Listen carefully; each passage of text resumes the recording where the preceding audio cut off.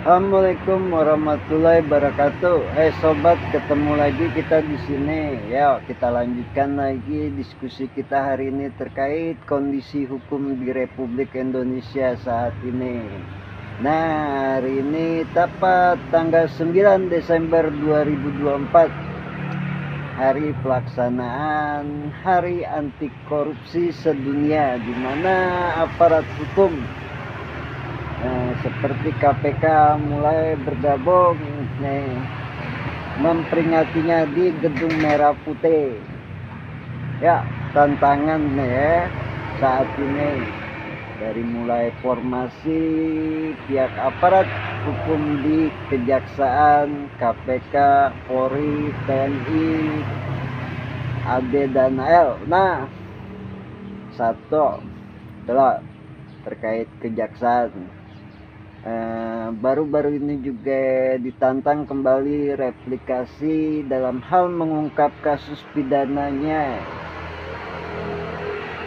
dapat meringkus kembali menangkap layar kondang Alvin Lim atau pria berinisial AF dengan gen Cinanya yang mengklaim belajar hukum dari gennya, bukan dari bangku kuliahnya. Termasuk juga pihak Polri yang diminta untuk dapat meringkus kembali, mengurus, melanjuti perkara kasus Alvin Lim, pengacara kondang yang mengklaim dan merendahkan martabat institusi dua lembaga hukum di Republik Indonesia, diantaranya seperti Kejaksaan, banyak sarang mafia koruptornya, dan juga di kepolisian yang dihargai dengan aksi suap menyuapnya. Tantangan nih dalam mengungkap tindak pidana. Juga lembaga KPK sudah terlihat gagal dia dalam membawa perkara pidananya. Mantan Gubernur Kalimantan Selatan. Sementara kalau aparat hukum Kejaksaan tetap bertindak tegas dengan prinsipnya, descending dari atas ke bawah. Nah, jalurnya tidak terbalik asken, membawa perkara hukumnya seperti kasus Tom Lembong yang mantan Menteri Perdagangan. Karena sebagaimana dituding Alvin Lim bahwa jaksa banyak sarang koruptor, tidak semua jaksa nakal lah, Yusufto, dimana berkat mereka hidup sederhana mampu bertahan pula dalam hal melakukan penyelidikan dan penyidikan di dalam struktur tata negara, termasuk struktur administrasi negara, hingga membawanya ke ranah tindak pidana. Juga dari situ berkat mereka hanya makan gaji sebulan dan juga tidak berperilaku hedonis, sebagaimana hasil putusan sidang Tom Lembong kemarin. Kepala Kejaksaan Agung menyatakan bahwa mereka sudah tua rata-rata dan tahu bakal kemana kembali. Di sini juga Polri dituding profesional dalam hal politik dan juga kasus korupsi besar yang lebih mengedepankan tindak pidana seperti pengamanan, karena mereka lebih profesional dalam hal pengamanan dan kasus-kasus seperti pembunuhan dan kriminalitas lainnya, narkoba. Juga Profesor Denny Indrayana yang sedang membawa kasus politik di Banjarbaru ke Mahkamah Konstitusi. Mana nih para intelijennya yang memiliki prinsip terdepan? Nah, biasa mengawasi para media dan jurnalis, seperti halnya netizen yang sedang menuding Kepala Kejaksaan Agung Bistri II. Maksud kita ya, zaman media konvensional, cetak, elektronik, televisi, radio yang sudah tenggelam, rata-rata sudah beralih semuanya ke ranah digital. Ya beda lah, jelas beda formasi dalam hal pengawasan